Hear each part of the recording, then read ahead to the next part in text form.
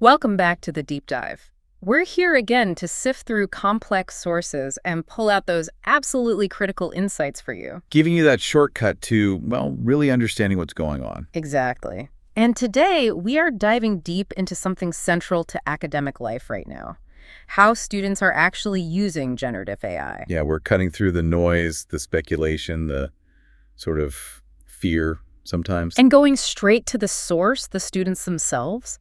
Their own words, their own experiences. That's the core mission today. Our focus is entirely on this curated look at the Student AI Alliance, based directly on their reported accounts. And the source material for this is quite unique, I think, and very timely. It really is. It's an open educational resource, an OER, published by the University of Leeds. It's called Learning with AI, a student-edited collection. And the fact it's OER is key, isn't it? Absolutely. It means this research isn't stuck behind some paywall. Right. It's designed for rapid dissemination. Getting this knowledge out to educators like now. The whole point of this collection, which was gathered and edited by two students, Olivia and Amani, One postgraduate, one undergraduate, which is a nice mix itself. was to give the clearest, fastest possible picture of what students are really doing with these tools. And the authenticity just shines through. We're looking at 28 contributions here. Including 5 anonymous ones, which often allows for, even more candor. Definitely. And they offer really granular detail on specific applied use cases, how they're actually using it day to day. And the diversity is impressive, too. It's not just one type of student. Not at all. We've got contributors across all levels, 6 undergrads, Okay. 16 top postgrads, that's master's level usually, Right.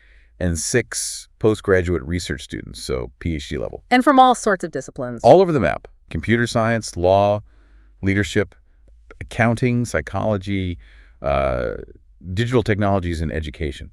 Really broad. And geographically, mostly UK-based because of Leeds. Primarily global north, yeah. About 96%. Yeah. So students physically in the UK, USA, Canada, Greece, and even one perspective from Mauritius, which adds an interesting dimension. But the point is, their insights detail strategic use that's becoming, well, pretty widespread now. So the big message for you, if you're listening as an educator, maybe drop the assumption that Gen AI is just about, cheating or delegating work. Please do.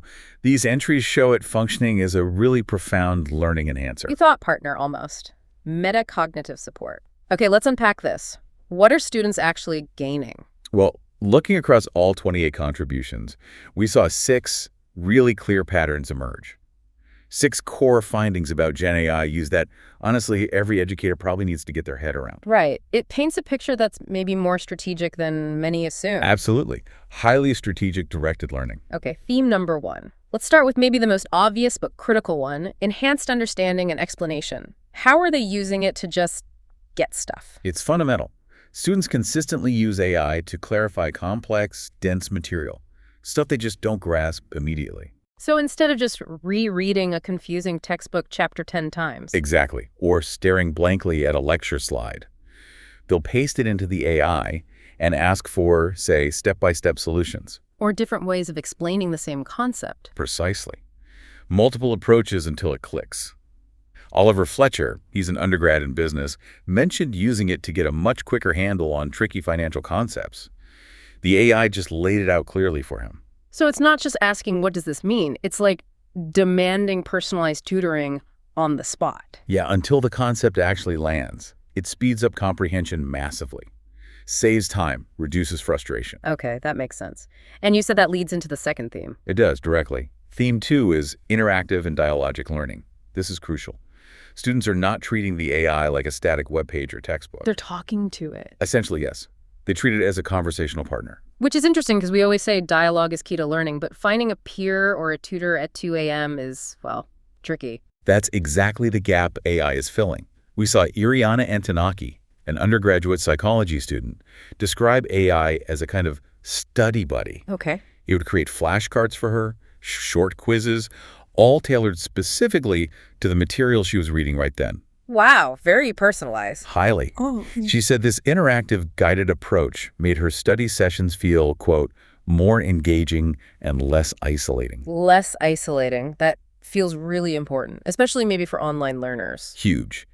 Which brings us neatly to theme 3, emotional and motivational support. And honestly, I think this is one of the aspects educators might be missing the most: the psychological role AI is playing. You mean beyond just understanding concepts? Way beyond. It's That- arguably one of the most surprising findings. Students consistently report AI makes learning feel less lonely, more engaging, and this is key, it builds their confidence. Confidence. How so? Think about it. If you're an international student, maybe struggling with the language, or a non-traditional learner feeling a bit out of your depth. Or just anyone feeling like they're behind the curve on a topic. Right.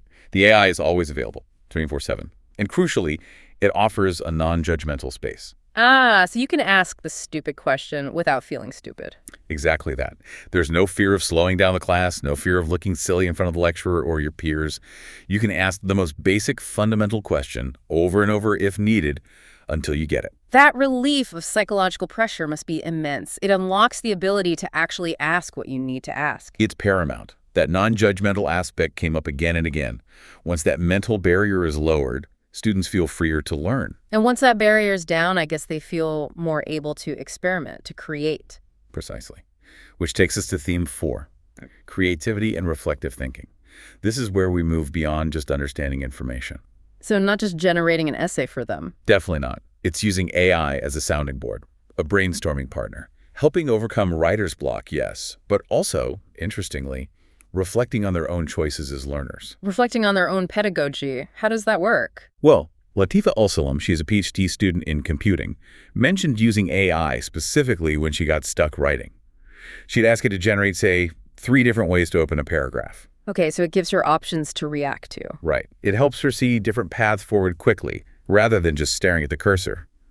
It allows faster iteration, and in choosing, she reflects on which approach best fits her argument. It sharpens her reflective skills. That makes sense. Okay, themes 5 and 6, you said they overlap. They do, quite a bit. Theme 5 is accessibility and inclusion. This is all about leveling the playing field. Right, you mentioned international students, also students with diverse learning needs. Exactly. Think about non-native English speakers. Asai Ismi Abunga Aiziarani, a postgraduate in childhood studies, was very clear on this. She said the tool fosters equality. How so, specifically? The AI's ability to quickly refine grammar, clarify complex academic jargon, summarize dense texts. It removes linguistic barriers. So students are judged on their ideas, not their English proficiency. That's the goal. Asa's quote was powerful. I think this tool fosters equality in learning, enabling non-native speakers to write correctly without grammatical errors. That's huge. And the final theme. Theme 6 is really the umbrella covering much of this: personalization and agency.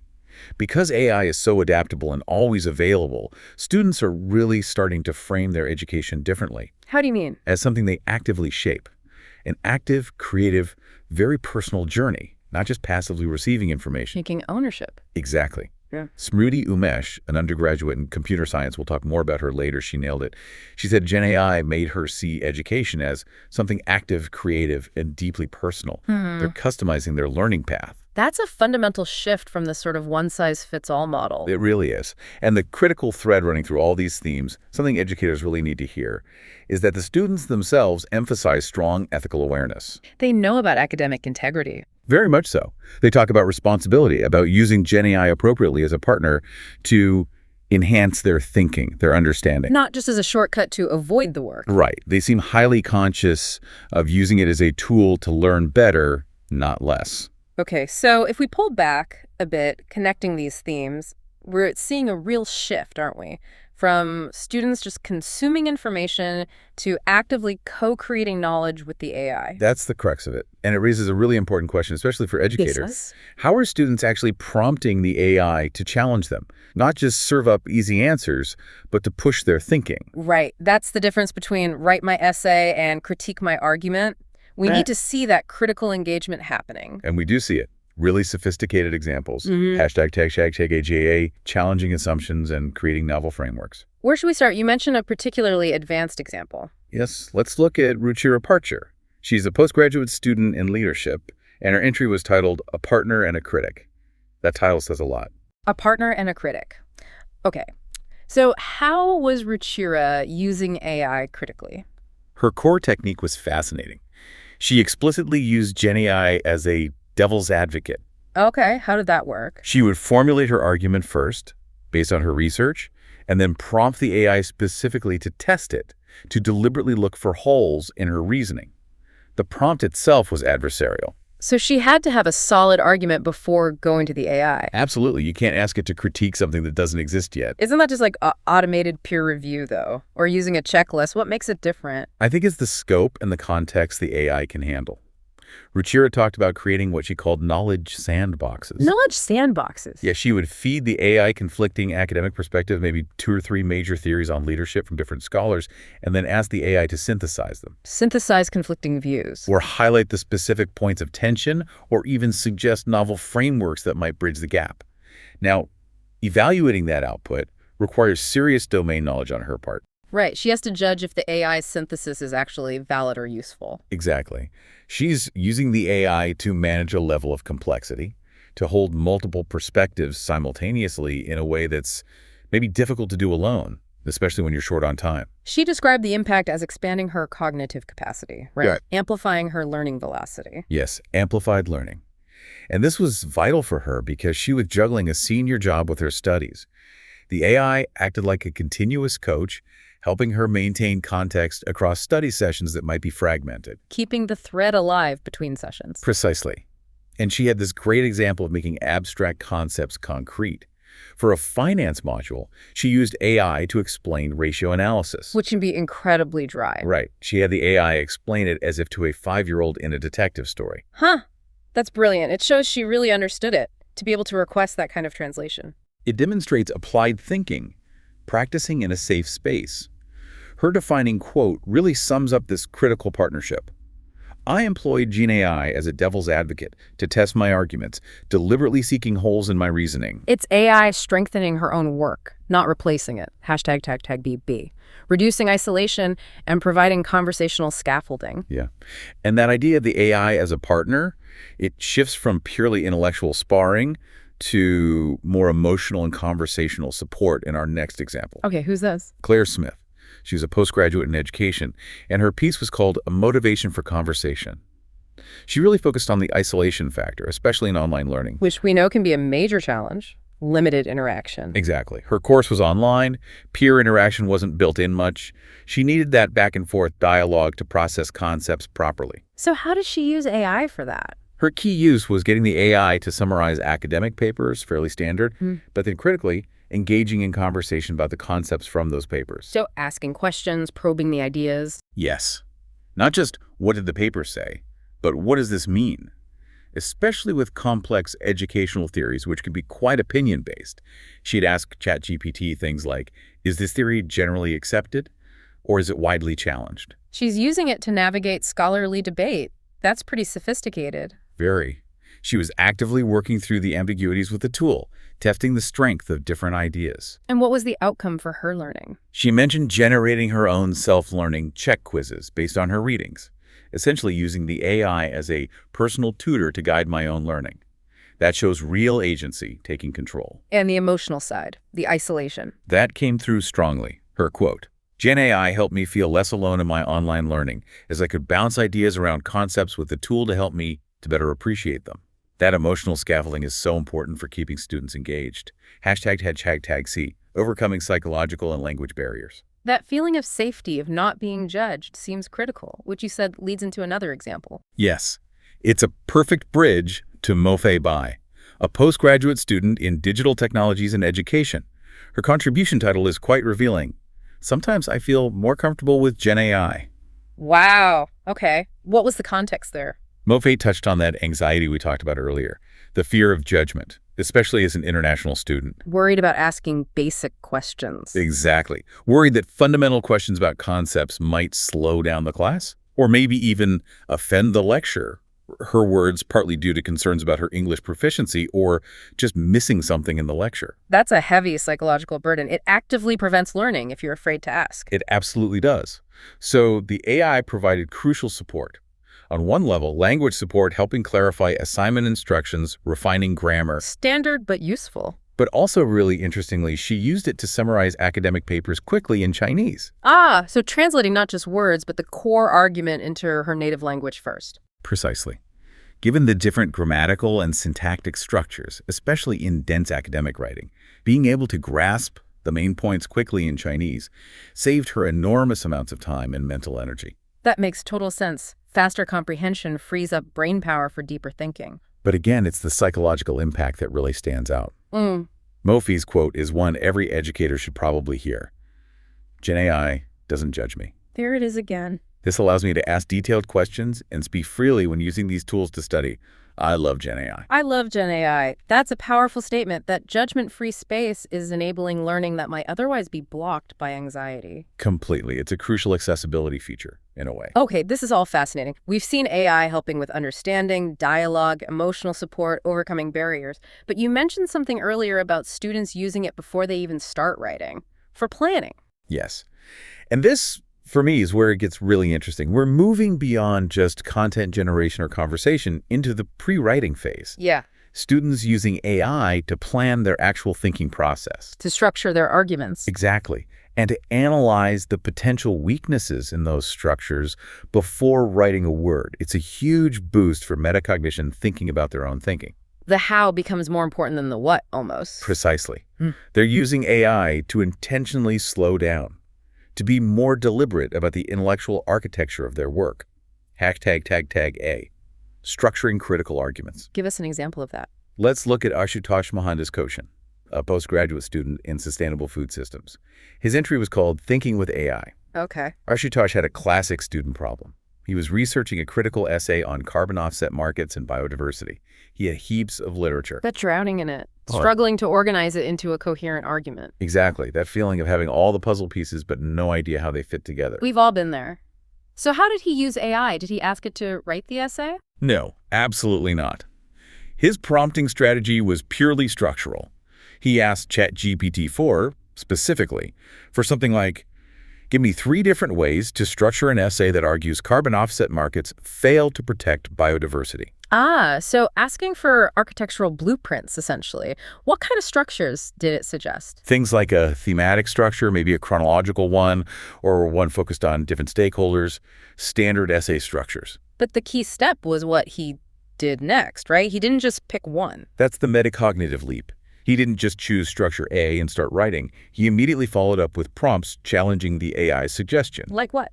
Things like, what are the potential weaknesses of using this thematic structure? Or what counterarguments would someone make against an essay structured this way? Wow. So he's using the AI to anticipate criticism and potential flaws in his own plan before he commits. Exactly. Instead of discovering a major structural flaw halfway through writing, which is incredibly frustrating and time-consuming, he's stress-testing the structure up front with the AI's help. That's a massive efficiency gain and a huge skill builder for argumentation. It absolutely is. Ashutosh himself said the process strengthened my ability to structure arguments. And interestingly, it also helped him notice his own writing habits, like where he tended to over-explain. Self-awareness. Yes. Yes. His quote captures it perfectly. Engaging in dialogue with Gen AI helped me to slow down, test alternatives, and think critically about my framing choices. That's using AI as scaffolding for critical reasoning, a structural consultant. #B planning assignments and navigating institutional guidelines. That's really sophisticated use. Are students also using it for more sort of practical planning, like dealing with university rules and formats? Yes, navigating the admin side of things, too. Alexandra Porodowska, a postgraduate in digital education, wrote about this in assignment planning. Okay, what was her angle? She was using Microsoft Copilot specifically to explore different assignment planning techniques, mind maps versus linear outlines, for example. I'm here to know. But here's the layer. She needed techniques that specifically aligned with her university's guidance on assignment planning. Ah, so not just give me planning methods, but give me planning methods that fit these specific institutional rules. Exactly. She actually gave Copilot the link to the university guidelines page. And did it work? It did, iteratively. She prompted first for a visual method, like a mind map, based on the guidelines, then asked for a linear plan. Then refined it further, asking for a linear plan that explicitly incorporated specific sentences from the university guidance document. She's essentially using AI as a personalized compliance checker and best practice guide. Pretty much. But what's also important is that she didn't just blindly accept the output. She maintained a critical stance towards the tool itself. How so? She noticed a technical limitation that Copilot struggled with complex web links, only really handling URLs with up to 2 forward slashes. Okay, so she's aware it's not perfect, it has limitations. Yes, that conscious awareness that the tool isn't infallible is vital. And she also made a point about responsible use, which is worth sharing. Go ahead. She wrote, "Considering the amount of energy and other resources such tools need to generate responses, I would recommend fellow students to use them responsibly and appropriately." A nice touch of critical awareness about the wider implications. ##C, building confidence and professional skills. It seems AI is becoming this incredibly versatile tool then, touching academics, structure, even institutional navigation. Does it also bridge into career skills? Absolutely. The line between academic and professional development is blurring, and AI is facilitating that. This comes through in an anonymous contribution from a postgraduate management student titled "Developing Confidence." Developing confidence, that sounds broader than just essay writing. Much broader. This student used Gen AI almost like an all-purpose support system, a mentor figure. Yeah, academically, what were they doing? Things like getting AI to explain complex business concepts, remuneration policies, corporation tax rules in really simple, understandable language. Also generating revision questions and answers to test their own recall. Standard but effective comprehension boosting. Right, breaking down dense professional jargon. And on the professional side, This is where it gets interesting for career prep. They use Gen AI as a mock interviewer. a mock interviewing. Yeah, getting the AI to generate typical job interview questions for placements, practicing their answers, and even getting feedback from the AI on those answers. That's like having an on-demand careers coach. Pretty much. And beyond interviews, they used it for practical skills too. Drafting professional-sounding emails, learning tricky software functions like Excel pivot tables. Things that could take hours hunting through tutorials online. Right. AI offered immediate, interactive guidance. The overall impact, according to the student, was profound for their self-belief. They said Gen AI has acted as a mentor and made my learning journey more engaging. Giving them the confidence boost needed to tackle both complex studies and job applications. Exactly. It addressed both academic and professional anxiety simultaneously. Okay, so if we shift gears slightly now, let's look at how Gen AI is impacting learning in really specialized, dense, technical subjects. Think coding, finance, law. Areas with high barriers to entry, often lots of jargon, complex systems. Precisely. What we're seeing is Gen AI acting as a kind of educational accelerator in these fields. It seems to be democratizing access to technical expertise, significantly shortening the learning curve. Allowing students to tackle high-level stuff much faster than they could traditionally. That's what the evidence suggests. #TechA, rapid domain transition, coding. You mentioned computer science earlier. Is there an example related to coding? Yes, a really stark one. Another anonymous contribution, this time from a postgraduate research student working across computer science and biology. The title, Learning How to Code. Okay, sounds straightforward, but I sense there's more to it. Oh, much more. This student described a forced transition. They were, in their words, a purely wet lab scientist. Pipettes, beakers, that kind of thing. Right, hands-on biology. And suddenly, their research demanded they become a computational biologist. Like, immediately, they needed high-level coding skills, Python, Bash scripting, running complex molecular dynamic simulations. Wow, that's a massive, abrupt skill shift. That kind of transition normally takes years. Exactly. Intense training, steep learning curve. Yeah. But this student used Gen AI as their personal tutor. How specifically? To write data analysis scripts from scratch, to understand specific Python libraries needed for simulations, to get familiar with Linux commands for high-performance computing. Basically, everything they were completely new to. So the AI was bridging that enormous skills gap under intense time pressure. That's incredible. What was the personal impact? Huge relief, basically. They said the time pressure and the sheer complexity were incredibly stressful, but Gen AI dramatically reduced the stress. They made them feel capable of moving forward, not just drowning.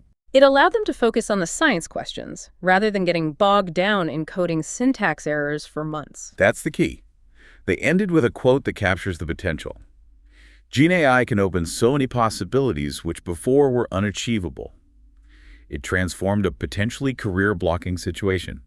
#FindEB, translating and interpreting complex finance concepts. That's a powerful case for technical fields. What about something like finance? You mentioned ratios earlier. Yes. Let's go back to Chrissy Naranci, the postgraduate leadership student. Her entry, Learning to Swim in the Sea of Numbers, is another great example of bridging a knowledge gap in a specialized area. She was struggling with finance ratios, right? Yes. Partly because it had been a while since her undergrad economics. But the main hurdle was terminology. How so? The textbooks used standard commercial sector finance terms, but the assignment required her to analyze her own organization's financial reports, which used slightly different, maybe public sector or university-specific terminology. So the formulas didn't quite map directly. She felt lost in the translation. Exactly. She described feeling alienated by this sea of numbers.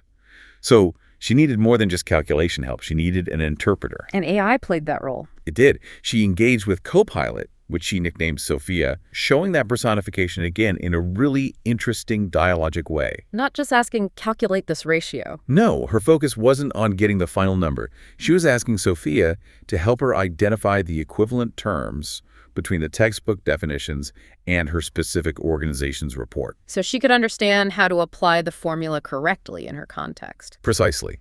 Asking for contextual interpretation, not just the answer. That's a marker of really sophisticated learning. And it allowed her to proceed independently. Yes. She emphasized the conversational aspect in her quote. I wasn't looking for answers, but to discuss my questions with somebody who could help me to make sense of terminology. That's somebody being the AI. The question mark in parentheses is telling. Isn't it? This conversation-based approach helped her feel less alienated by ratios. It turned a potentially terrifying assignment into something navigable, focused on understanding, not just calculation. ###C, connecting disparate concepts and real-world application. Okay, one more example. You mentioned Smriti Umesh earlier, the computer science undergrad who saw education as active, creative, and deeply personal. How did she use AI to connect ideas? Smriti's contribution, connecting the dots, is fascinating because it deals with intense interdisciplinary work. Like what? She was working on projects combining, say, data mining techniques with the study of the evolution of Egyptian hieroglyphs. Wow. Okay. Computer science and ancient history linguistics. That requires serious mental gymnastics to link concepts. Totally. So her strategy was about cognitive organization and making connections stick. She'd copy content from lecture slides into ChatGPT and prompt it specifically for a simple, detailed, and sequential explanation. But critically, one that explicitly linked the concepts together and connected them to real-life applications, often using analogies or story-like examples. So forcing the AI to build the bridges between ideas for her, making it more memorable and coherent. Exactly. Ensuring it wasn't just isolated facts, but a narrative that built logically.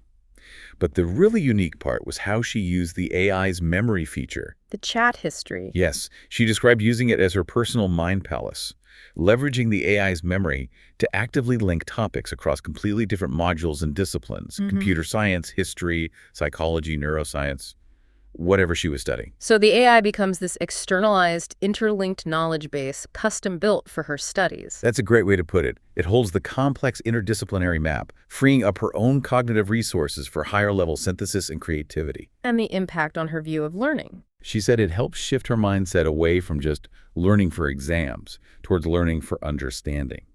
And that powerful quote again, it made me see education as something active, creative, and deeply personal. So if we try to synthesize all of this, the overarching finding from these 28 student voices is pretty undeniable, I think. What's the bottom line? Gen AI is already acting as an absolutely indispensable thought partner for many students. It's boosting confidence, fostering independence, deepening inquiry. Addressing those knowledge gaps, clarifying complex stuff. Right. Whether it's Latifa Al-Salam using it to troubleshoot tricky latex code for her PhD thesis annotations. Or Asa Ismia Bunga Aisharani using it to simplify complex information and feel more equal as a non-native speaker. Or Chrissy Naranci finally making sense of financial terminology. It's filling gaps, both knowledge gaps and confidence gaps, almost instantly. And the sophistication is what's really striking. It's not just basic Q&A. We're seeing students use it as a devil's advocate, like Ruchira. Or as a structural consultant, like Ashutosh. Or an administrative compliance checker, like Alexandra. Or even a personalized mind palace, like Smriti. The use cases are strategic. They're diverse, and they seem profoundly driven by the student's own internal learning goals. Things like reducing anxiety, improving the quality of their arguments, managing complexity. And that focus on metacognition, students like Ruchira and Ashutosh using AI to interrogate their own argument structures, seek counterarguments before writing. that shows really advanced thinking about their own learning process. It really does, which is why we'd strongly encourage you, the educator listening right now, to actually go and read the full details of these contributions in the OER collection. We've only scratched the surface. Understanding the why behind a student's prompt, the goal they're trying to achieve, seems far more crucial than just worrying about the final output. Absolutely. Which leads us, I think, to the final provocative thought we want to leave you with. Okay, let's hear it. If students are already using Gen AI in these sophisticated ways to enhance their metacognition, actively questioning structures, deliberately seeking counter-arguments, reflecting on their own learning habits and choices, then how do we, as educators, need to redesign our assignments and assessments? How do we shift to actually value and recognize that complex, iterative, reflective learning process instead of focusing solely on the final polished output? That's the big question, isn't it? How do our assessment methods catch up to the reality of how students are now learning? Exactly. Something to definitely mull over.